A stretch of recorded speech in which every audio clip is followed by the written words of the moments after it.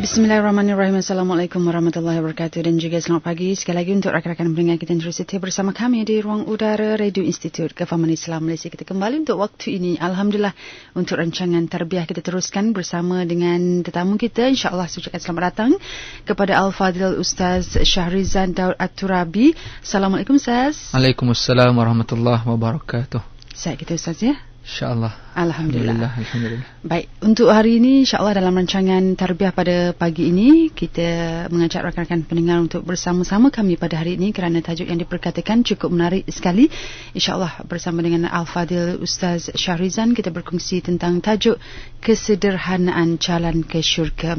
Baik Ustaz, sebagai mukadimahnya Ustaz silakan. Assalamualaikum warahmatullahi wabarakatuh. Alhamdulillah wassalatu wassalamu ala Rasulillah wa ala alihi wa sahbihi wa man walah. Rabbi shrah li sadri wa yassir li amri wahlul 'uqdatam min lisani yafqahu qawli. Allahumma adkhilna mudkhala sidqin wa akhrijna mukhraja sidqin waj'alna min ladunka sultanan nasira. Allahumma aftah 'alaina futuhal 'arifin bihikmatik wansurna wa zakkirna minhu ma nasina ya dzal jalali wal ikram. Allahumma ba'd. Terima kasih kepada DJ Puan Hajah Hasnah Ni Asnah yang saya muliakan, semua warga-warga IKIM FM dan seterusnya sidang pendengar muslimin dan muslimat, tuan-tuan dan puan yang mendengar Radio IKIM pagi ini dalam slot tarbiyah kita setiap hari Jumaat. Tak kira di mana saja kita berada, dalam kereta, di dapur, di mana-mana saja, mudah-mudahan dengan pendengaran inilah yang akan menjadi bukti kita di hadapan Allah nanti. Bila mana mulut tertutup, lidah tak boleh bercakap, tangan, kaki dan semua anggota lainnya akan memberikan penyaksian, dan mudah-mudahan telinga yang mendengar benda baik-baik macam ni akan memberikan sikit kafarah barangkali kepada dosa-dosa kita dalam mendengar benda-benda yang tak baik. Jadi insya-Allah mudah-mudahan ada keberkatan dalam hidup kita pada hari ini insya-Allah. Topik kita dalam slot tarbiyah kali ini bertajuk sederhana jalan ke syurga. Betul Puan Najah ya? Baik, pertamanya kita jadikan satu reference yang utama dalam tajuk kita ni berdasarkan ayat dalam surah Al-Baqarah ayat 143. A'udzubillahi minasyaitonirrajim. Wa kadzalika ja'alnakum ummatan wasata litakunu syuhada'a 'alan nas wa yakunar rasulu 'alaikum syahida. Yang bermaksud, dan demikianlah kami jadikan kamu wahai umat Islam umat yang adil dan pilihan, ataupun dalam setengah tafsiran umat pertengahan, ummatan wasata, agar menjadi saksi di atas segala perbuatan manusia dan agar Rasulullah sallallahu alaihi wasallam menjadi saksi atas perbuatan kamu. Jadi sebagai mukadimah kita pada pagi ini, kita nak cerita pasal sederhana ini bila mana kita sebagai umat Nabi Muhammad sallallahu alaihi wasallam dipilih oleh Allah, yang bila mana Allah kata kami jadikan kamu wahai umat Islam, iaitu umat Nabi Muhammad sallallahu alaihi wasallam, iaitu umat pertengahan ataupun umat wasatiyah dalam bahasa moden kita hari ini. Bahasa Arab yang telah dimelayukan, ummatan wasata ataupun wasatiyah, iaitu pertengahan, sederhana, seimbang atau yang ada kaitan dengannya ya. Dan sebagai mukadimah ni juga saya nak nukilkan beberapa kata-kata ulama yang mana setengah mereka mengatakan sederhana ni bukan bererti pertengahan semata-mata, malah ianya merupakan kebaikan ataupun kelebihan ya. Jadi bila mana kita buat satu benda ni dalam berbentuk yang sederhana, bererti kita buat benda tu yang lebih baik sebenarnya berbanding orang yang buat yang lebih rendah dan juga yang buat yang terlalu tinggi. Dalam erti kata lain, para ulama mengatakan bahawa kebaikan terletak di tengah-tengah antara dua keburukan. Keberanian adalah satu kelebihan, tapi jika terlebih sangat dia boleh jadi sombong atau bongkak. Kan, tapi kalau keberanian itu tak ada langsung, dia boleh jadi penakut pula. Jadi oleh demikian, maka keberanian di antara sombong dan penakut. Berarti wasatiyah ini di antara kelebihan dan kebaikan yang ada di antara dua kejahatan. Bila kita hidup sebagai seorang manusia, kita akan terdedah kepada perkara-perkara yang mengajak kita untuk buat benda yang terlebih ataupun mengajak kita untuk buat benda yang ala kadar saja. Jadi bila mana Islam datang, dia memberikan kita umat Nabi Muhammad sallallahu alaihi wasallam sebagai ummatan wasata, maka dia akan meletakkan kita kepada sejenis kehidupan yang mana kita boleh buat taklah terlalu rendah darjatnya dan taklah pula terlalu tinggi sehingga kita kata sebagai ekstrim. Dan ini yang kalau boleh kita nak bincang secara detail pada pagi ini, yang kalaulah bagaimana Nabi sallallahu alaihi wasallam pernah sebutkan dalam satu hadis riwayat Ibnu Majah dan juga An-Nasa'i, yang mana Nabi memberikan kita satu panduan supaya kita tidak terlalu ekstrim dalam melakukan kehidupan kita. Contoh dalam satu hadis Nabi kata, iyyakum wal ghulu fid din fa innahu ahlaka man kana qablakum al ghulu fid din. Apa kata Nabi? Jauhilah, iaitu melampau, over, ataupun dalam masyarakat ghulu dalam agama. Kerana telah binasa mereka yang sebelum kamu disebabkan melampaunya mereka dalam urusan agama. Jadi sekarang ni bila kita letak diri kita sebagai ummatan wasata, dan insya-Allah kita nak bahagikan kehidupan sederhana ni dalam pelbagai aspek. Insya-Allah kita nak bincang sepanjang slot kita pagi ni, sama ada dari sudut kehidupan kita, cara hidup, cara makan kita, cara berpakaian kita, cara pekerjaan, cara kita bersama keluarga, bersama kawan-kawan, cara kita dalam beribadat dan seumpamanya. Semua ini ada panduan-panduan yang telah lahir bermula zaman Rasulullah sallallahu alaihi wasallam lagi, dan kitalah sebagai kesinambungan yang akan menyambung kehidupan Rasulullah sallallahu alaihi wasallam sebagai ummatan wasata. Baik, kepada rakan-rakan pendengar yang ingin turut serta dalam perkongsian kita pada hari ini, perbincangan kita pada pagi ini, boleh tembus di talian 0362051500 inginkan pencerahan bersama dengan Al-Fadhil Ustaz Syarizan Daud pada pagi ini. Dan anda juga boleh berkongsi soalan-soalan anda melalui Facebook IKIM FM, insya-Allah. Jadi Ustaz, tajuk kita berkaitan dengan kesederhanaan jalan ke syurga. Bagaimana sederhana itu boleh membawa kita ke syurga? Kalau ikut fikiran yang biasa, kita sewajarnya melakukan sesuatu tu secara berlebih-lebihan. Contohnya beribadat berlebih-lebihan, nak bersedekah pun berlebih-lebihan. Jadi bagaimana sederhana itu nak dikaitkan sebagai satu jalan menuju ke syurga? Baik, okey. Ada orang dia meletakkan bila kata sederhana ni, maka dia jadi 50-50. Dia kata dunia pun 50, akhirat pun 50%. Akhirnya ada orang yang salah anggap bila dia kata 50-50, dunia 50%, akhirat 50%, akhirnya dia buat baik dan masa sama dia buat jahat. Dia semayang tapi pergi juga konsert. Contoh konsert yang buruk-buruk lah ni. Dia bersedekah juga tapi dalam masa yang sama masih buat rasuah. Dia berpuasa tapi dalam masa yang sama tak tutup aurat. Berarti dia menjadikan bahawa kita tengah-tengah, maknanya kita buat baik pun je, buat jahat pun je. Jadi ini adalah salah faham yang kita kalau boleh nak perbetulkan. Yang kita kena anggap bahawa kehidupan kita, contoh dalam konteks ibadat, kalau Puan Hajah kata tadi, kita nak berlebih-lebihan. Maknanya kita supaya seolah-olah macam tak ada had sempadan. Betul kan? Kalau kita nak semayang tu, kita semayang, kalau boleh jangan berhenti. Kalau kita bersedekah, sedekah sampai habis semua harta. Itu yang, kalau setengah pandangan, kalau kita lihat, mereka tidak menggalak kita sehingga jadi sampai tahap macam itulah. Kalau semayang sampai lupa pula tanggungjawab kepada family. Sebagai contoh, dalam perkara ini berlaku pada zaman Rasulullah lagi. Antara dialog Abu Darda dan juga Salman Al-Farisi. Kan bagaimana bila Salman dia tengok Abu Darda ni semayang punyalah luar biasa. Pagi, petang, siang, malam, sampai tengok pakaiannya pun dah sampai lusuh, sampai dah berbau. Maka Salman tanya, kamu ni Abu Darda? Maka dia nampak lain macam. Kenapa ni? Sehingga Abu Darda ni dia jawab, dia nak bersungguh-sungguh sangat dengan akhirat, dengan ibadat. Dan akhirnya Salman bukan larang, dia hadkan Abu Darda. Dia bila Abu Darda malam bila tidur, bangun nak sembahyang, Salman hentikan, kata tidur, jom tidur. Bila pagi nak buat benda-benda yang berjurus pada ibadat, maka Salman stopkan, jom kita makan, kita apa kan. Jadi bila mana begitu, akhirnya Salman kata kepada Abu Darda, dia kata Rasulullah tu merupakan orang yang paling hebat, yang paling mulia. Dia juga beribadat, dia juga berkeluarga, dia juga tidur, dia juga bangun. Kan? Maknanya setiap di kalangan anggota kita ni ada hak masing-masing. Mata kita ada hak, tangan kita ada hak, jasad kita ada hak. Maka kembalikan hak kita. So bila mana perkara itu sampai kepada Rasulullah sallallahu alaihi wasallam, Rasulullah mengiyakan Salman Al-Farisi. Maknanya dari satu sudut kalau kita fikir, ibadat memang kena sungguh-sungguh. Kalau boleh sampai tak ada had sempadan. Tapi rupanya Islam ada hadkan benda tu. Mana kalau kita kembali kepada konteks tadi, bila mana Abu Darda sehinggakan dia semayang, sehingga puasa, ada setengah orang puasa sehingga nak sambung puasa, dan Nabi larang sambung puasa. Kan aku ni Nabi, aku juga berpuasa, aku berbuka. Kan yang mana ada kes yang mana sahabat datang jumpa Aisyah radhiyallahu anha tanya tentang Nabi. Kan yang mana orang ni kata, aku ni berpuasa dan tak nak buka-buka, aku ni beribadat hidup sampai tak nak kahwin, aku ni bangun malam sampai tak nak tidur. Maka Aisyah kata Rasulullah tu orang paling hebat. Maknanya bila dia cakap macam tu, berarti dia tidak mengiyakan, tidak membenarkan apa yang dibuat oleh tiga orang sahabat ni. Maknanya Rasulullah punyalah orang manusia yang paling mulia, manusia yang paling hebat juga menghadkan ibadatnya sebagai contoh. Maknanya ada puasa, ada berbuka, hidup berkeluarga, malam ada tidur, ada qiyamul lail, berarti ada hadnya. Dalam masa yang sama, dalam tempoh itu juga kita kena ingat yang kalau hadis An-Nasa'i tadi menceritakan kepada kita, ada orang dia ekstrim dalam agama ataupun kita panggil sebagai gulu, yang mana bila dia semayang tak berhenti-berhenti. Yang kita paling takut dia ekstrim itu sehingga membawa kepada perkara yang sesat pun berlaku dalam setengah ajaran sesat di Malaysia ni.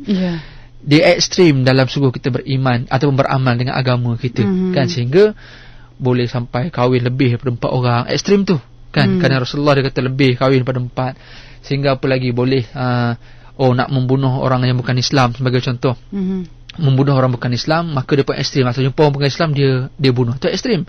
Sedangkan kita ada konteks kesederhanaan wasatiyah di situ, yang mana nak bunuh macam mana yang boleh. Nak bom kat tengah-tengah tempat awam boleh, tidak boleh. So itu tidak wasatiyah. So yang wasatiyahnya adalah ada sempadan, ada had yang ditentukan oleh agama, yang mana had ini bukan sahaja meliputi ibadat, dia akan merangkumi semua perkara dalam kehidupan kita. Dan ini yang kita nak cuba bincang sama-sama hari ini, yang mana kita nak supaya kita ini ada had ataupun kesederhanaan dalam apa yang kita buat. Kalau kita bincang sederhana dari sudut berpakaian sebagai contoh. Hari ini ada orang dia hidup memang kita kena pakaian lah, berpakaian. Ada orang dia tidak sederhana tetapi dia terlalu rendah daripada sederhana sebagai contoh, maka dia tidak berpakaian dengan betul lah. Kan, dia pakaian mungkin kotor, kan, dia tidaklah nak kata bersih sangat, dia tidak pertengahan tapi terlalu kotor. Tapi semayang bagus dia. Tapi tengok baju kopiah dah betik lalat, dia punya telekung pun dah nampak dah kuning-kuning sebagai contoh. Maka ini menunjukkan kepada kita bahawa dia bukan sederhana, dia kurang daripada sederhana. Ada pula yang terlebih daripada sederhana dalam berpakaian. Sebagai contoh, Islam dah galakkan supaya berpakaian menutup aurat, tapi dia menutup aurat dengan cara yang berlebih-lebihan. Hari ini kita panggil sebagai apa? Tabarruj sebagai contoh. Orang perempuan bila dia berpakaian, dia pakai jubah sebagai contoh, pakai tudung dah cantik dah, tapi terlalu lebih sangat pula dia punya bling-bling sebagai contoh, kan. Islam bukan melarang bling-bling itu. Islam tak melarang ada manik-manik, ada diamond-diamond dekat tudung atau kat baju kita. Tetapi bila terlalu lebih, sebagai contoh dalam pemilihan warna sebagai contoh, Islam tak melarang kita pakai baju berwarna-warni, tetapi kalau terlebih sangat, maka terlalu menarik perhatian, maka itu yang dilarang. Maka konsep wasatiyah dalam berpakaian, dalam berfashion itu kita kena jaga. Dalam satu sudut yang lain, jangan sehingga kita meniru kepada budaya ataupun cara hidup barat. Kadang kalau kita tiru cara hidup dia yang berlebih-lebihan dalam berfashion, nanti kita takut kita meniru atau terpengaruh dengan cara mereka berfikir. Tiru budaya hidup akhirnya akan menyebabkan kita terpengaruh dengan cara mereka berfikir, dan akhirnya kita akan rosak, dan akhirnya kita akan merosakkan agama kita sendiri.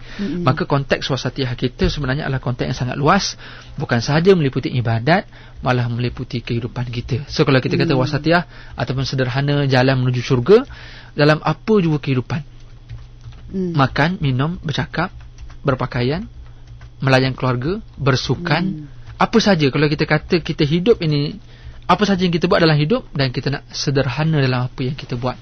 Kalaulah semua pendengar nanti boleh listkan apa yang kita buat dalam hidup kita, listkan daripada start bangun tidur sampai dah tidur balik, apa yang kita buat, semua tu sebenarnya boleh dilakukan dengan cara yang sederhana, daripada start bangun tidur sampailah tidur balik. Itu insyaAllah kita akan bincang dengan lebih detail lah selepas ni, insyaAllah. Baik. Sekali lagi kepada anda yang ingin berkongsi bersama kami, inginkan pencerahan ataupun mungkin pandangan anda, boleh tembusi talian kita 0362051500. InsyaAllah kita berbicara tentang tajuk kesederhanaan jalan ke syurga bersama dengan Al-Fadhil Ustaz Shahrizan Daud At-Turabi. InsyaAllah Ustaz, kita berkongsi lagi tentang kesederhanaan sebagaimana Ustaz sebut sebentar tadi, kesederhanaan yang dianjurkan oleh Islam dalam kita insyaAllah menterjemahkan menerusi pekerjaan supaya kita mencapai produktiviti yang tertinggi tetapi dalam bentuk yang sederhana. Okey, dalam konteks kita bekerja hari ini, yang pertama sederhana dari sudut masa. Ya, kerana ada orang dia bekerja yang memang bila dia berdasarkan satu hadis Nabi sallallahu alaihi wasallam, Nabi kata bekerjalah kamu seolah-olah kamu ni akan hidup 1000 tahun, kamu akan hidup selama-lamanya. Beramallah kamu dengan akhirat seolah-olah kamu akan mati esok hari. Jadi bila mana orang dengar hadis ni, bila bekerja mencari rezeki atau bekerja seolah-olah nak hidup selama-lamanya, maka dia mengutamakan kerja ni berbanding segala-galanya. Sebab dia membayangkan akhirat tu esok. So beramal. Tapi bekerja selama-lamanya bererti dia over dan dia berlebihan dalam konteks dia mencari kerja. Pertama, perspektif masa. Hari ni kita lihat dalam konteks kita hari ni, dalam konteks kita bekerja dengan gaji yang kita ada hari ni, ada orang yang terpaksa keluar daripada gelap sebelum atau barangkali subuh, selepas subuh atau sebelum, dan dia balik juga gelap. Okay? Dan masanya akhirnya dihabiskan untuk kerja semata-mata, tidak lagi kepada ibadat. Ibadat dari sudut ibadat khusus. Maksud saya kerja juga ibadat, tetapi ibadat khusus bererti semayang. Ada orang bila mana dia keluar sebelum subuh dengan jam dan seumpamanya, akhirnya dia meninggalkan solat subuhnya. Bila dia sampai office, dia mementingkan dunia dia. Makanya dia tidak wasati hari situ, dia tidak sederhana, bererti ibadatnya tertinggal. Ada pula yang bekerja tetapi dia utamakan pula ibadat khususnya. Dia lebihkan sembahyang, baca Quran pula sepanjang kerja dia, sehingga tertinggal pula kerja yang sepatutnya dia buat. Itu juga tidak wasatiyah. Itu juga tidak sederhana dalam konteks bagaimana dia mengurus masa ketika kerja. Sama juga dalam konteks kita hari ini bagi yang bekerja sendiri. Sama, yang mana contoh kalau kita kata kita ada masa yang fleksibel, masa kita bila-bila masa saja kita boleh kerja, malam, pagi, siang. Yang paling utama adalah bagaimana kita membahagikan masa tu. Bila mana seseorang yang kalau dia bekerja dengan majikan, dia akan terikat dengan masa dia yang diperuntukkan oleh majikan. Tetapi bila dia bekerja sendiri, bukan bererti masanya dia urus sendiri, maka dia tidak terikat dengan mana-mana masa, menyebabkan dia mengabaikan masa-masa yang sepatutnya. Masa ibadat, masa bersama keluarga, masa bersama masyarakat, masa bersama kawan-kawan. So pengurusan masa dalam konteks pekerjaan. Ada orang yang mana mereka bekerja tapi mereka menghabiskan masa kerjanya untuk benda yang bukan benda yang sepatutnya dibuat waktu kerja. So itu bukan dipanggil wasatiyah atau sederhana dalam kerja. Ada orang pula yang kerja sehingga mengabaikan tanggungjawab sebenar dia sebagai khalifah di muka bumi, iaitu dia mengabaikan suruhan agama. Ada yang bekerja sehingga kan bila mana dia nak akan dapat satu-satu projek, maka akhirnya dia terpaksa menggunakan rasuah. So ini bukan sederhana dalam agama. Itu dipanggil melampau dalam kehidupan. Dia nakkan satu-satu projek, maka dia terpaksa bayar rasuah, maka dia dapat projek. Bekerja tetapi dia tidak sederhana, dia lebih. Ada orang yang kurang daripada sederhana, dia kerja tapi tak buat apa-apa pun. Tak naik pangkat pun tak apa, tak naik gaji pun tak apa. Dia follow the flow, ikut je pagi, bangun pagi, siap-siap pergi kerja, balik, habis kerja, esok sambung. Dia buat benda yang sama sampailah dia pencet, sampailah akhirnya dia meninggal dunia. Itu kurang daripada sederhana. Adapun yang kita nak sekarang ni ialah orang yang sederhana, bererti dia boleh bekerja dalam masa yang sama, dia boleh membahagikan antara tuntutan syarak dengan tuntutan majikan dia. Sebagai contoh, saya nak buat beberapa sudut. Pertama, ada orang dia bekerja tiba-tiba dia nak buat benda yang sunat. Boleh tak Ustaz, saya nak sembahyang duha? Saya dibayar gaji bukan untuk sembahyang, saya dibayar gaji untuk bekerja, untuk duduk depan desktop, untuk menaik, buat akaun dan sebagainya. Tiba-tiba saya nak sembahyang duha. Kalau saya sembahyang, kau nampak saya dah lari daripada tugas sebenar saya. Okey. So kalau dari satu sudut kita nampak betul juga benda tu. Tapi adakah solat duha tu tak boleh langsung? Sebagaimana contoh kita dibayar gaji bukan untuk pergi tandas waktu kita kerja. Okey. Jadi seolah-olahnya macam tu. Jadi nak pergi tandas, oh tak boleh lah, sebab tak boleh, saya dibayar gaji untuk bekerja, bukan untuk masuk tandas. So itulah perkara-perkara common yang majikan akan benarkan kalau ada orang tahu, dan benda itu tidak menjejaskan kerja. Sebagai contoh, majikan benarkan kita pergi tandas. Tapi kalau saya sikit pergi tandas dan pergi lama pula, maka majikan tak akan bagi. Sama juga dengan semayang tadi. Contoh semayang duha. Bila majikan tahu kita pergi semayang 2 rakaat je pun, berapa minit je, maka majikan akan membenarkan. Dan bukan bererti setiap hari nak kena minta izin. Itu common sense. Majikan tahu dia ni pergi semayang, so okey. Malah dengan dia semayang duha tu nanti boleh menaikkan imej syarikat, boleh memberikan kejayaan kepada syarikat sebab staff yang beriman, yang bagus dan seumpamanya. Dan benda itu adalah berbentuk wasatiyah. Bukan berarti bila dia semayang duha dia lama pula duduk kat surau, pergi berzikir yang lama, baca pula Quran sehingga mengabaikan tugas sebenar dia. So itu bukan wasatiyah, itu over, itu hulu, itu melampau. Dan tidak pula kurang dan tidak pula melampau, kita pertengahan. Begitu yang saya nak cakap tadi adalah seimbang. Bekerja dalam konteks yang seimbang. Bagaimana kita bekerja membahagikan tuntutan Allah dan juga tuntutan majikan. So ini yang mungkin kita nak kaitkan dengan wasatiyah dalam pekerjaan kita. Dan dalam arti yang lain, kita nak sebutkan wasatiyah dalam pekerjaan bererti kita mencari rezeki yang halal. Itu juga wasatiyah. Kerana ada orang dia mencari rezeki, nampak rezeki itu bagus, halal, tetapi dibuat dengan cara yang ekstrim. Kerja bagus, kerja apa? Goreng pisang je. Pisang kita fikir halal, tepung halal, semuanya semua halal, minyak yang halal. Kita goreng bagus. Tapi dia tidak wasatiyah. Dia melampaunya bila contoh dia barangkali dia menipu dalam berniaga tu. Dia guna pisang yang dah jatuh, tengok orang tak ada apa, dia ambil, letak balik, masuk dalam bungkus bila orang mana minta. Ataupun dia guna pisang yang dah lama, yang tak laku dah 3-4 hari, dan dia panaskan balik, dan akhirnya benda tu yang dah rosak dia jual juga. So itu juga tidak wasatiyah. Itu sebagai contoh kampung, contoh goreng pisang. Apatah lagi dalam konteks masa kita yang lebih global, bekerja di organisasi yang besar-besar, syarikat yang besar-besar, company yang hebat-hebat, bila mana ada yang melampau, sebagai contoh terlibat dengan rasuah yang terlalu kurang pula, akhirnya merendahkan produktiviti syarikat yang terlebih sangat sehingga akhirnya meruntuhkan syarikat. So kita nak pertengahan, tidak terlalu kurang dan tidak terlalu berlebihan, dan akhirnya company kita, syarikat yang kita terlibat, akhirnya akan pergi seiring yang dikehendaki oleh agama kita, yang dipanggil sebagai wasatiyah dalam pekerjaan kita. Saya sekali lagi anda boleh berkongsi bersama kami 0362051500 dan juga boleh menghantarkan soalan-soalan anda melalui Facebook IKIM FM. Saya pun dah posting di sana. Kita nak raikan soalan dari pendengar kita Abdul Rashid Ibrahim, bagaimana untuk bersikap sederhana untuk mendapatkan keredaan Allah bagi yang mempunyai banyak harta, Ustaz? Okey. Pertamanya, bagi yang banyak harta, dia akan berada pada dua keadaan. Sama ada satu dipanggil kedekut, satu lagi dipanggil boros. Okey, ini dalam konteks harta. Makna sederhana adalah harta. Kalau dia berlebihan menggunakan hartanya, membelanjakan hartanya, dia akan dianggap sebagai boros. Tapi kalau dia terlalu menghadkan penggunaan harta, dia akan dianggap sebagai kedekut. Okey, dan perkara ini sebenarnya disebut oleh Al-Quran dalam ayat yang ke-29 surah Al-Isra. Yang mana maksudnya Allah kata, dan janganlah tangan kamu terbelenggu pada leher kamu. Maksudnya kedekutlah ni, bakhil. Dan janganlah kamu terlalu menghulurkan harta ni, bagi pula semua, terlalu boros, dan nescaya kamu akan tercela dan menyesal.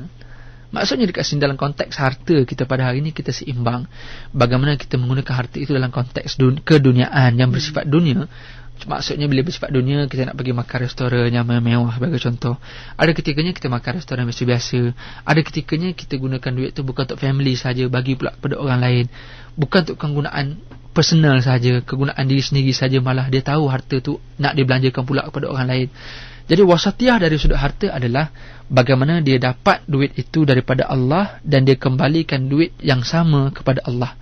Maksudnya dia dapat daripada Allah dan dia kembalikan pada jalan Allah, bukan semata-mata untuk berperang, malah untuk sedekah, untuk zakat, untuk wakaf dan seumpamanya. Guna untuk kegunaan sendiri dan guna juga untuk kegunaan orang lain. Sebab dia tahu tanpa orang lain dia tak akan dapat harta tu. Kan? Tanpa ada orang yang memberi projek kepada dia, tanpa ada orang yang datang makan di restoran dia, dia tak akan dapat duit untuk dia nak bermewah untuk diri dia sendiri. Dia tak akan dapat. Maka dia tahu dia dapat duit, dia dapat harta daripada sumber yang ramai. Maka harta itu bukan untuk kegunaan sendiri, dia adalah untuk kegunaan yang ramai.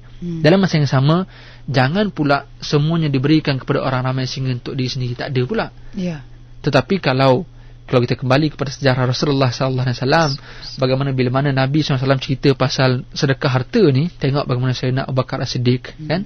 Dia bagi semua daripada harta dia, kan? Kerana pada dia semua ini adalah untuk Allah SWT. Itu tahap keimanan Abu Bakar As-Siddiq radhiyallahu anhu. Adapun Sayyidina Umar Al-Khattab, dia membagikan separuh untuk jalan Allah. Harta dia separuh dia bagi. Semua tu tertakluk kepada tahap masing-masing dan kepada keperluan masing-masing. Dan kita tengok konteks.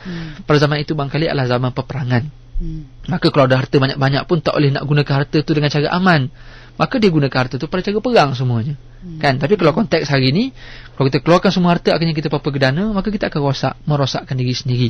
So Allah larang sebenarnya merosakkan diri sendiri.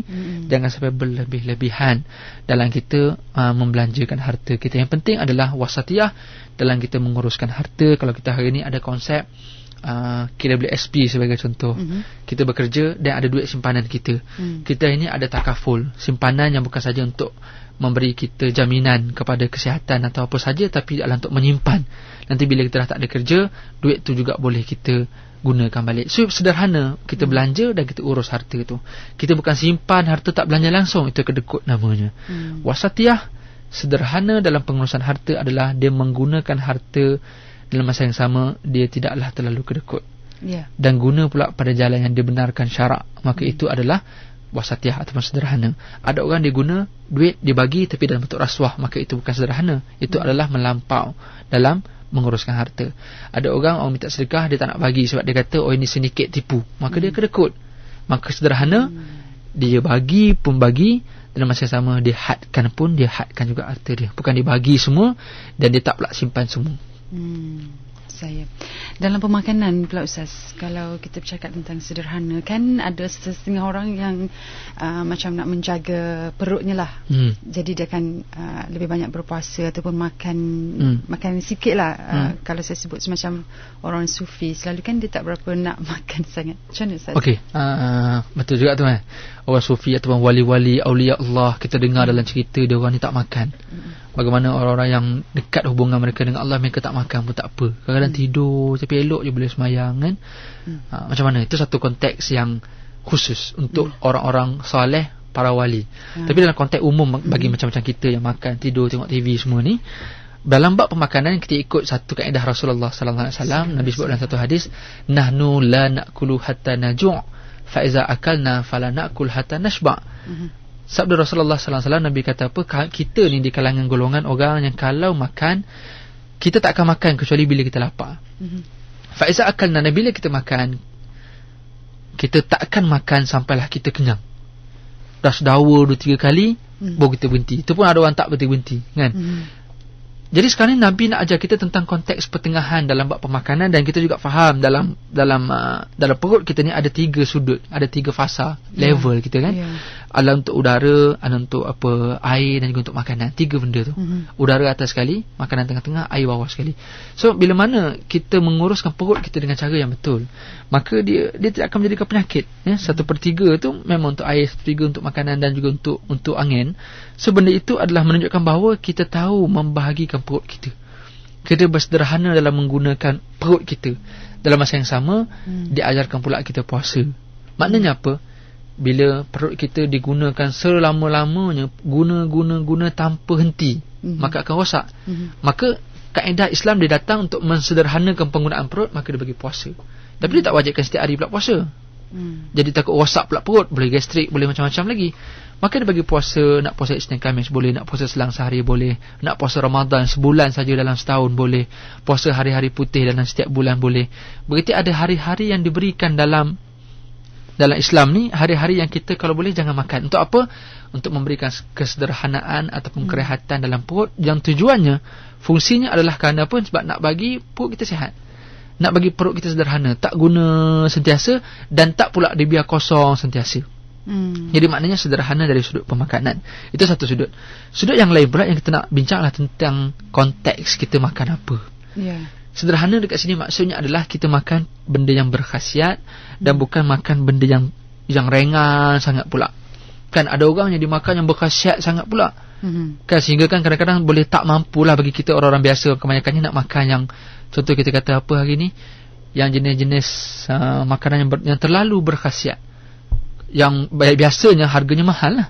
Jadi tak mampu bagi orang-orang biasa, maka dia tak mampu nak makan yang jenis-jenis yang terlalu mahal.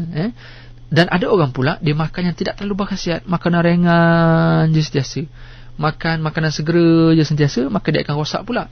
Jadi kesederhanaan dalam pengambilan makanan berarti kena makanan yang seimbang. Sebab tu dalam pakar dietetik kata makan tu seimbang. Berarti dia tak boleh larang kita, dia tak mampu untuk halang kita makan makanan ringan. Kan, sebab kita juga membenarkan makanan ringan kan, sebagai contoh. Maka dia tak mampu nak halang, tapi masa sama dia suruh kita seimbangkan. Kena ada yang berkhasiat, kena ada kandungan air yang tertentu, sehari 3 liter sebagai contoh. Jangan minum terlebih sangat pula, jangan kurang pula daripada 3 liter kan, pertengahan. So maknanya pemakanan seimbang tu juga sangat-sangat penting. Berbelanja ketika makan sama juga. Begitu ada ketikanya kita makan di luar. Kalau selalu makan kat luar aja, so expenses kita bulanan juga akan rosak lah, akan terjejas. Makan luar kita tahulah tinggi kos. Tapi kalau setiap hari makan dalam, takut boring pula. Family masak benda yang sama je, jadi sekali bawa makan kat luar. So itu namanya sederhana. Makan luar setiap hari pun tak boleh juga, family pun rosak, makan kat rumah je pun anak-anak jadi boring, sesekali pergi keluar. Sebenarnya itu namanya sederhana, bagi dia menguruskan supaya tidaklah boros dan tak pula kedekut dalam nak bawa family. So itu namanya berbelanja ikut kepada keperluan, bukan ikut perasaan. Dan dalam bab ni juga jangan terlalu pentingkan jenama lah. Sebab ada orang kadang-kadang bila dia nak makan, dia pilih yang kedai branded saja. Dia tak pergilah restoran-restoran biasa, kedai-kedai di tepi jalan. Dia tak pergi. Pada saja kalau orang itu berkemampuan, kita tak ada hak untuk menghalang dia. Berkemampuan, apalah sangat setakat dia makan sekali makan sepinggan tu RM100 sebagai contoh. Tapi itu nanti tak nampak sederhana lah Ustaz ke? Sederhana dalam konteks dia RM100 tu. Sebab ada orang yang makan lebih lagi. Breakfast dekat London, lunch dekat Paris sebagai contoh. Saya okey lagi di restoran Malaysia aja dia kata kan.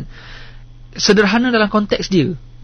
Sebenarnya setiap orang tak sama sederhana kan? Dia melihat kepada adat dia sendiri. Kan al-adah muhakkamah, adat tu memberi hukum. Gaji dia 10,000 berbeza dengan gaji orang yang 100,000. Sederhana 100,000, sederhana 10,000, benda yang berbeza. Dan dia sangat subjektif lah.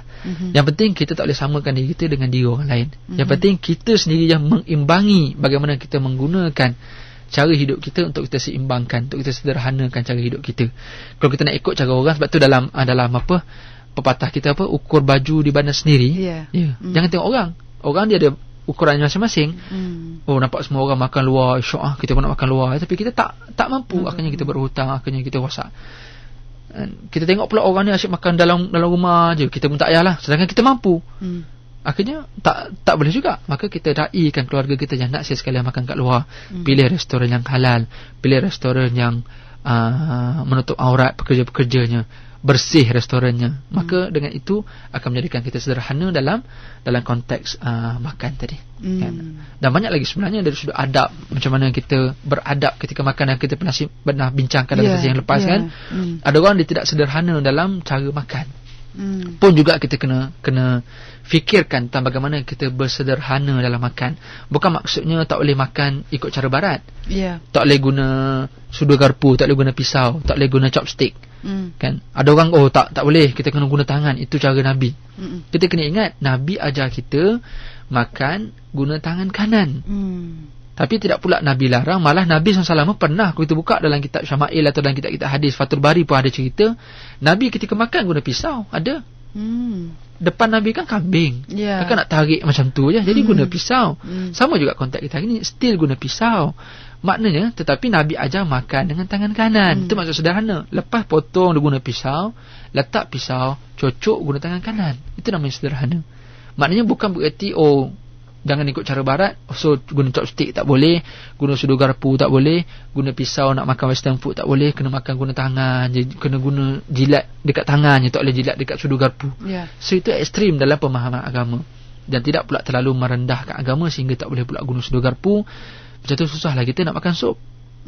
Nak makan guna tangan atau nak hirup tu guna mangkuk, susahlah. So kena juga guna sudu. Jadi adakah guna sudu tu bukan cara Islam? Tidak. Yang penting guna tangan kanan. So itu namanya sederhana dalam cara makan.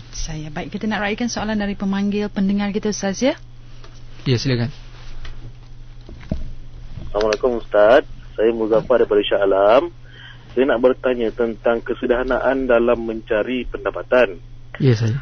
Sekiranya kita bekerja pada siang hari dan kadang-kadang pendapatan tu tak cukup, kita terpaksa buat kerja lain.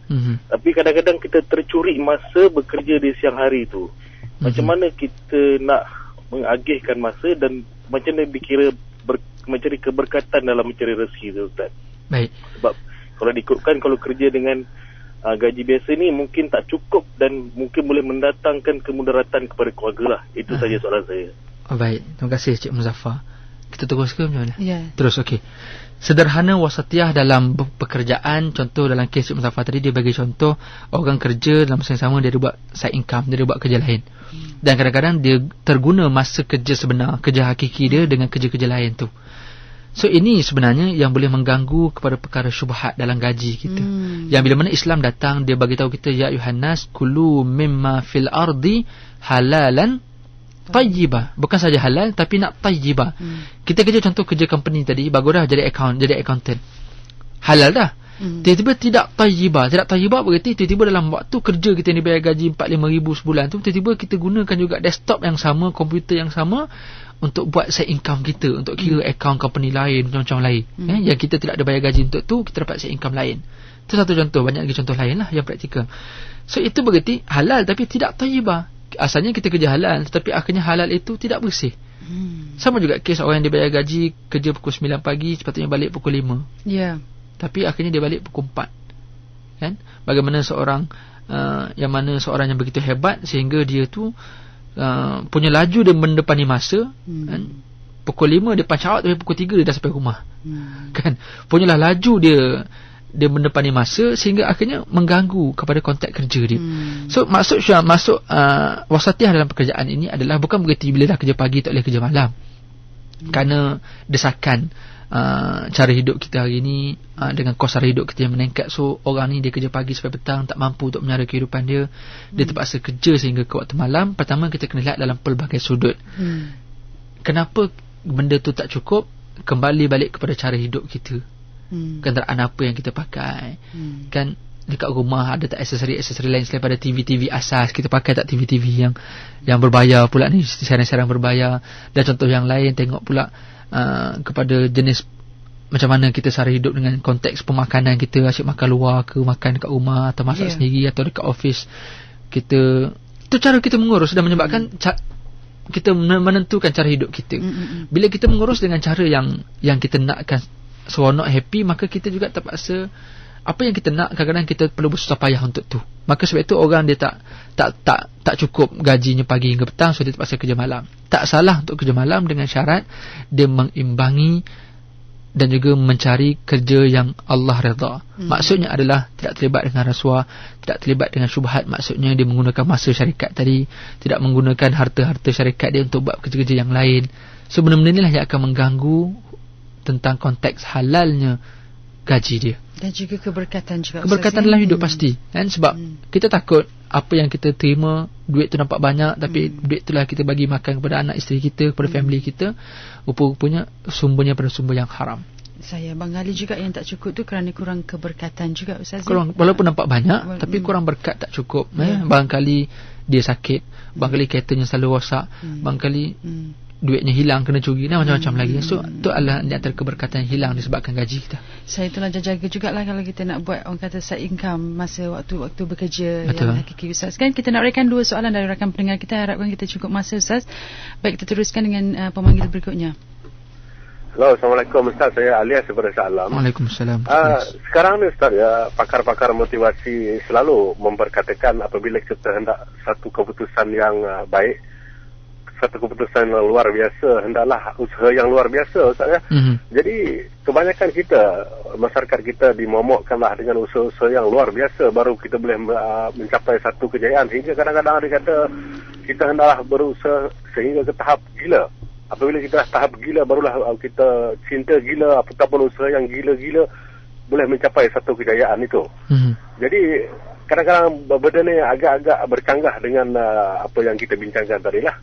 Jadi kadang-kadang menjadi kekeliruan kepada masyarakat umum Ustaz. Apa pendapat Ustaz itu saja. Assalamualaikum. Waalaikumsalam warahmatullahi. Okey, Cik Alias, kita jawab soalan Cik Alias. Dia kata ada orang nakkan suatu kejayaan dalam hidup ni, kita kaitkan dengan pekerjaan lah contoh. Kerja betul-betul sehingga tahap yang paling maksimum baru kita akan boleh percaya. Saya tidak nafikan benda tu. Memang kerja kena maksimum. Sebab itu juga yang Nabi katakan dalam satu hadis Nabi sallallahu alaihi wasallam, innallaha yuhibbu man idza amila amalan ayyutkinahu, atau kama qala Rasulullah SAW. Sebenarnya Allah sangat suka, sangat kasih, sangat sayang kepada orang apabila yang mereka tu bila buat sesuatu pekerjaan dia buat dengan sungguh-sungguh. Sungguh-sungguh kita cuba kaitkan dengan maksimum lah. Buat kerja, kalau dalam bahasa Cik Alias sebut, buat kerja gila-gila. Maknanya buat sampai tahap yang paling maksimum. Okey, Islam tidak melarang benda tu. Cumanya Islam menghadkan. Maksud gila-gila ni apa? Maksud gila-gila tu apa? Contoh, adakah dia sedut masa sampai 24 jam kerja tak ada tidur langsung? So Islam datang, dia kata waja'alna al-laila libasa waja'alna an-nahara ma'asha. Pagi untuk kamu kerja, pagi untuk kamu hidup, malam untuk kamu tidur. Semaknanya ada masa kita untuk tidur. So Islam hadkan, dia seimbangkan, dia cuba mengimbangi supaya kita tidak rosak. Sebab dalam hadis Salman Al-Farisi tadi, Mata kamu ada hak, tangan kamu ada hak, badan kamu ada hak. Kalau kita bekerja gila-gila tapi kita hadkan langsung masa sampai tak ada langsung waktu rehat, so itu juga boleh merosakkan kita. So bukan berarti nak berjaya kena jangan tidur, tak juga, kena ada tidur. Kaitkan pula dengan faktor kesihatan. So pakar-pakar kesihatan akan datang, dia akan bagi tahu tak boleh, sehari kena ada minimum 3 jam 4 jam tidur. Kalau tak ada akan rosak juga. Saya kerja malam, shift malam, berarti esok kena tidur pagi. Kan? Maknanya ada had sempadan. Islam menghadkan, bukan melarang. Sama juga tadi, nakkan kejayaan gila-gila, so tanpa langsung ada had. Apa jua keadaan dia mesti dapat projek tu. Tak kira lah, kena bayar rasuah lah. Kan, terpaksa cantas orang lain lah. Terpaksa tipu spesifikasi, kena tipu spesifikasi lah supaya saya dapat projek tu. Tak boleh. Sebab dia nak gila-gila, boleh nak gila-gila, nak maksimum boleh, tapi ada had. Apa yang halal dibolehkan, apa yang haram tak dibolehkan. Yang tengah-tengah dia panggil syubhat. Syubhat ni kadang-kadang orang letak konteks rasuah ni macam satu benda yang biasa dalam konteks kerja kita hari ni. Kan? Ustaz tak boleh, Ustaz, hari ni memang kena, Ustaz, kalau tak bergerak kita punya borang. Macam mana tu, saya ni ada call semua ni, kalau saya terlibat dengan macam-macam lah, kalau saya tak selit nanti diorang tak buat kerja. Jadi ni saya anggap sebagai hadiah, bukan rasuah. Tak boleh lah, itu dia kes sebagai rasuah, bukan hadiah lagi dah. So maksudnya kadang-kadang dalam konteks ini adalah kita memang kena kerja maksimum, itu yang ditetapkan dalam agama kita. Tapi dalam masa yang sama adalah Islam datang untuk dia hadkan dalam konteks tadi tu. Bagaimana kita nakkan kesempurnaan, nakkan kejayaan, tapi kejayaan itu perlu dicari, perlu didapatkan dengan cara yang sederhana. Sederhana di sini maksudnya bukan ala kadar, tapi bermaksud buat apa yang dibenarkan. Itu maksud sederhana. Harapkan dapat membuang segala kekeliruan di kalangan rakan-rakan kita. Baik, kita nak raikan mungkin soalan terakhir dari rakan pendengar. Assalamualaikum Ustaz. Saya Raiza dari Melaka. Begini, saya dulu pernah bekerja dekat hotel. Pada permulaan kerja tu saya ni kira macam semangat tu masih ada lagi. Rajin lah kerja. Kemudian tu bila ujung-ujung saya nak resign tu, saya kerja dah mula macam orang kata banyak mula lah. Dan selalu juga MC. Kemudian sekarang ni saya dah bekerja sendiri, ada pendapatan yang boleh lah. Macam mana saya nak bayar balik apa tu yang masa yang saya dah dulu gunakan daripada syarikat tu. Perlu tak saya bayar dengan nilai wang? Itu saja soalan saya. Assalamualaikum. Waalaikumsalam warahmatullahi. Berarti kita bermuhasabah dengan kesilapan dulu. Dulu kita ada buat silap dalam konteks kita berjaya kerja, kita menipu, kita mengular, apa semua tu. Okey, kita mengaku. Itu masuk muhasabah. Orang tu dia tahu apa salah dia dulu. So sekarang ni macam mana dia nak buat? Adakah perlu dia bagi balik company tu bayar ganti rugi ke apa? Islam datang, kalau betul melibatkan hubungan dengan manusia, sebagai contoh dia ambil barang-barang syarikat, itu dia kena pulang. Dia bawa balik handphone syarikat, kena pulangkan balik lah. Dia kerja hotel dulu, kalau kerja kat dapur bawa balik kuali syarikat, bawa balik, hantar balik kuali tu. Tapi dalam konteks lain melibatkan masa, so nak pulangkan masa macam mana? So Islam datang dalam konteks bagaimana kita menggunakan harta yang kita dapat hari ini untuk kita belanjakan perjalanan lain. Zakat ada, sedekah ada, wakaf ada. So apa tujuan zakat? Bagaimana Al-Quran menyebutkan tujuannya adalah apa? Membersihkan jiwa dan harta kita. Akhirnya bila kita keluarkan duit tu untuk orang lain dengan kita bayar zakat yang wajib itu, akhirnya kita membersihkan jiwa kita. Kita tahu, duit aku ni dulu aku dah buat silap, ada orang pula nak guna duit aku ni, so aku bagi pula pada orang. So dia akan menyucikan jiwa kita. Dalam masa yang sama dia akan menyucikan harta kita. So harta kita yang sebelum ni, atau harta kita yang ada masalah syubhat, harta kita yang kita salah guna sebelum ni, duit gaji kita dapat tapi kita tak perform betul-betul untuk company, so harta tu ada bermasalah, maka dengan kita keluarkan zakat, keluarkan sedekah, dia akan mensucikan harta kita. So saya cadangkan kepada pemanggil tadi supaya antaranya kalau dia melibatkan hubungan dengan manusia, dengan company tadi, melibatkan barang-barang atau apa saja yang boleh dipulangkan, maka pulangkan. Yang melibatkan ganti rugi, perlu buat ganti rugi.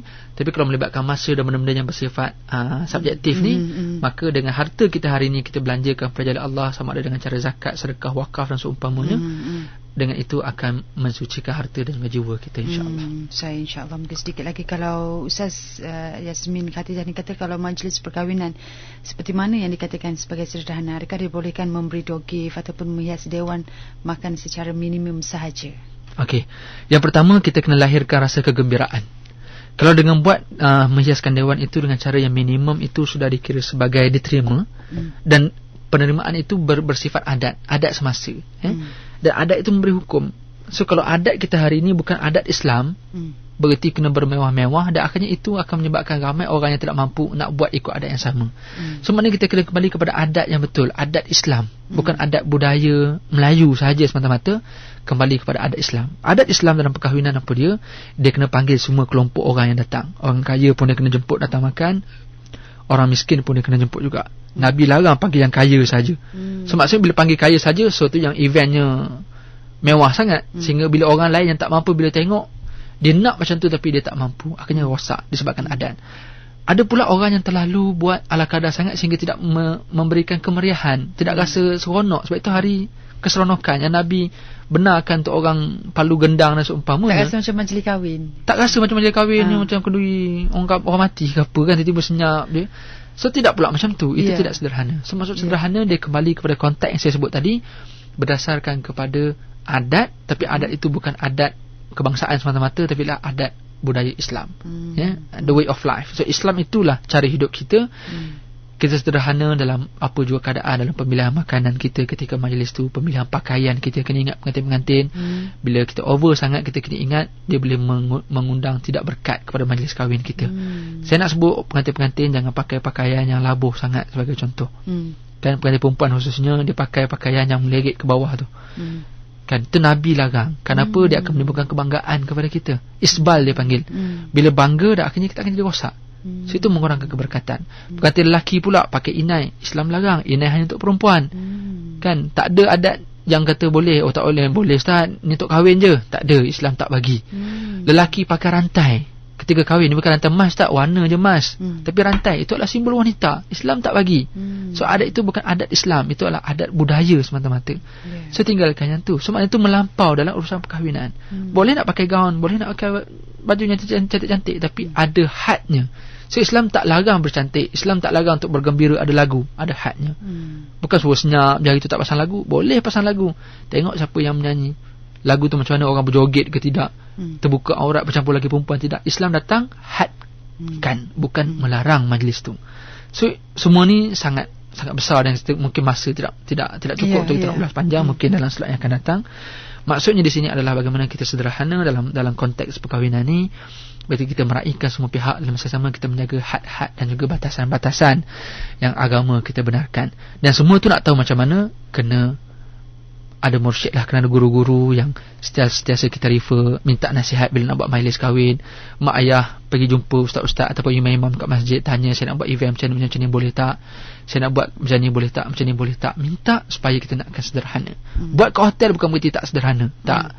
Buat di rumah guna satu kemah je bukan berarti itu tidak sederhana. Semua itu ada kriteria dan juga spesifikasi yang tertentu, tertakluk kepada individu masing-masing, kemampuan dan juga keadaan hidup masing-masing.